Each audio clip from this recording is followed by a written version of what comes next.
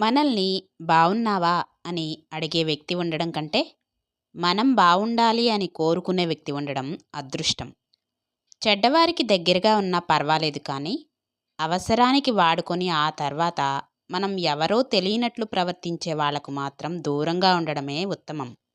ఎప్పుడైతే ఒకరిని గౌరవించడం నేర్చుకుంటావో, ఎప్పుడైతే ఒకరి కోపాన్ని కూడా ఓర్చుకుంటావో, ఎప్పుడైతే ఆలోచించి నిర్ణయాలు తీసుకుంటావో, ఎప్పుడైతే నిన్ను ద్వేషించిన వారిని కూడా ప్రేమించడం ప్రారంభిస్తావో, ఎప్పుడైతే నిన్ను నీవే బలంగా నమ్ముకొని శ్రమిస్తావో, అప్పుడే నువ్వు ఒక గొప్ప వ్యక్తిగా ప్రశంసించబడతావు. బయటకు కనిపించే ప్రతి చిరునవ్వు వెనుక ఎవరికీ కనిపించని ఎంతో బాధ దాగి ఉంటుంది. ప్రేమ ఒకరి వైపే ఉంటే జ్ఞాపకంగా మిగిలిపోతుంది. ఇద్దరి మనసులో ఉంటే బంధంగా నిలబడుతుంది. జీవితంలో ఎదగాలంటే ముందు దుఃఖాన్ని దిగమింగడం నేర్చుకో. దుఃఖం నిన్ను ఆవరించిందంటే నువ్వు నిరాశకు ఖచ్చితంగా గురవుతావు. నిరాశ ఆవరించిందంటే చాలు, నీకు చాలా దగ్గరగా ఉన్న విజయం కూడా కొన్ని వేల అడుగుల దూరానికి నిన్ను ఎగతాళి చేస్తూ పారిపోతుంది. బండరాయిని ఎంతకాలం నీటిలో నానబెట్టినా మెత్తబడదు. అలాగే అహంకారం, ఈర్ష్య, అసూయలు నిండిన మనస్సులు ఎప్పటికీ మంచిగా మారవు. జీవితంలో ఏది కోల్పోయినా ఎక్కువ బాధపడకు. ఎందుకంటే చెట్టు ఆకులు రాలిన ప్రతిసారి అంతకు రెట్టింపు ఆకులతో చిగురిస్తుంది. జీవితం కూడా అంతే. ఏం జరిగినా ఏదో ఒక మంచి కోసమే. డబ్బనేది మహావృక్షం లాంటిది.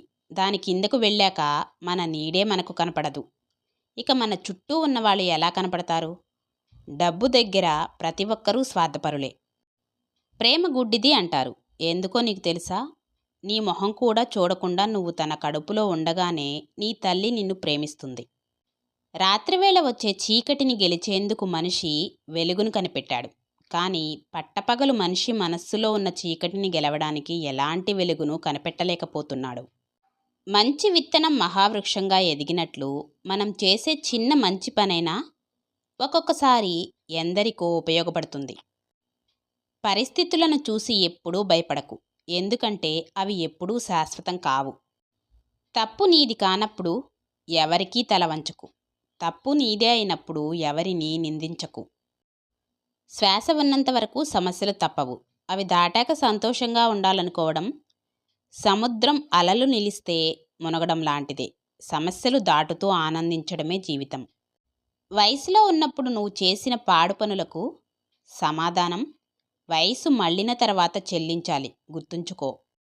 అద్దం, అద్దం ఈ రెండూ పలికేందుకు ఒకేలా అనిపిస్తున్నా ఎంతో వ్యత్యాసం కనిపిస్తుంది. అద్దం తీసుకుంటే మన ముఖం మాత్రమే చూడగలం, కానీ అద్దం చేసుకుంటే ఇతరుల మనసును కూడా చూడగలం. పంతంతో ఒక మాట 100 సమస్యలను సృష్టిస్తుంది. ఆలోచనతో పాటించే మౌనం 100 సమస్యలకు సమాధానమవుతుంది. చేతిరాతలో తప్పులుంటే సరిదిద్దుకోవచ్చు, కానీ తలరాతలో తప్పులుంటే మాత్రం కష్టమైన సుఖమైన అనుభవించాల్సిందే. ఎదుటి వ్యక్తిని మంచోడా చెడ్డోడా అని పరీక్షించే ముందు నువ్వు అతనిని పరీక్షించడానికి అర్హత ఉందా లేదా అనేది ఒకసారి ఆలోచించుకో. నీకు కష్టం అనిపించే నీ ఉద్యోగం ఒక నిరుద్యోగికి జీవితకాల స్వప్నం. నీకు విసుగు తెప్పించే నీ పిల్లలు పిల్లల లేని దంపతులకు మధుర స్వప్నం. నీకు లభించిన ఇల్లు చిన్నదైనా నీడలేని వారికి అద్భుత స్వప్నం. నీ వద్ద గల చిరు సంపాదన చిల్లిగవ్వ కూడా లేని వారికి ఊరటనిచ్చే స్వప్నం. ఆరోగ్యవంతమైన నీ జీవితం రోగికి అమృత తుల్యమైన స్వప్నం. నీ ముఖంపై చిరునవ్వు విషాదగ్రస్తులకు దివ్యమైన స్వప్నం.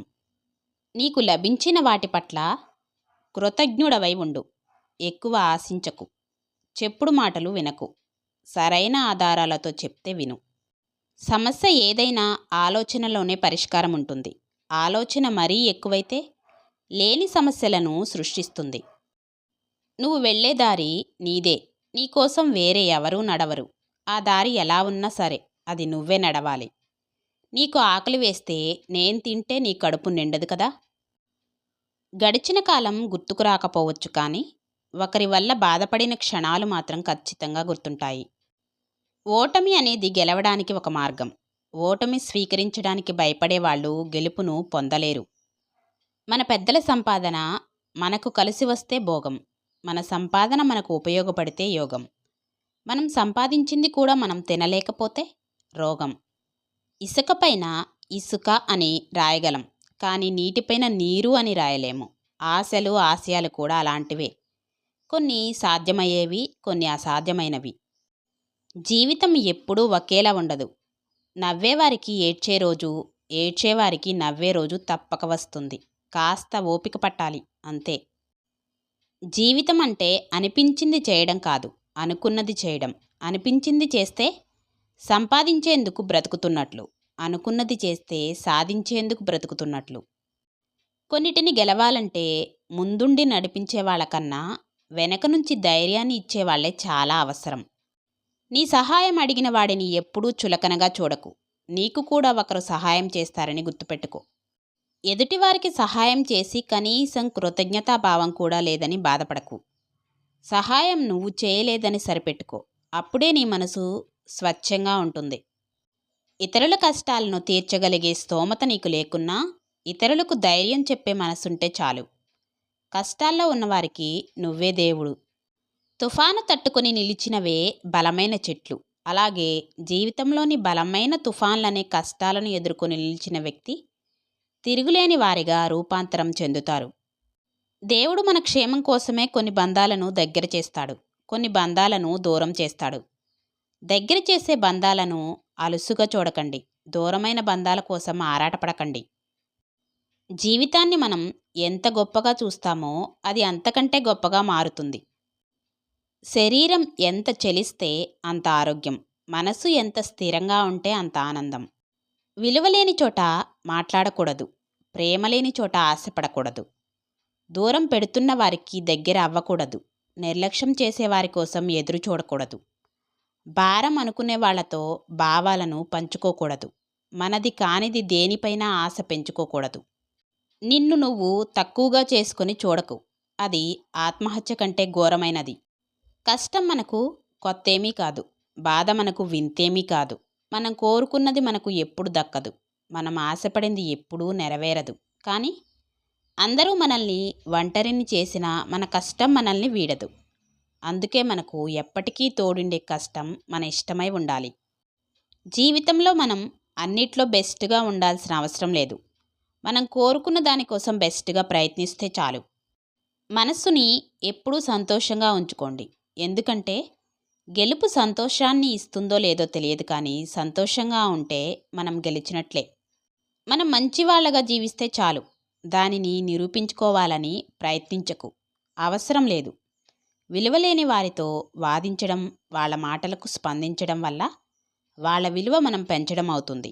కథలన్నీ బొమ్మకు కవితలు చెప్పినా, మారని మనిషికి నీతులు చెప్పినా ఒకటే. బంధాలు శాశ్వతంగా తెగిపోకుండా ఉండాలంటే ఎదుటివారు తప్పు చేస్తే క్షమించాలి, మనం తప్పు చేస్తే క్షమించమని అడగాలి. మంచితనం మన వెంట ఉంటే మనం ఎక్కడున్నా, ఎలా ఉన్నా, ఏం చేస్తున్నా, మనం ఉన్నా లేకున్నా మన గురించి మంచిగా అనుకునేవారు ఒక్కరైనా ఉంటారు.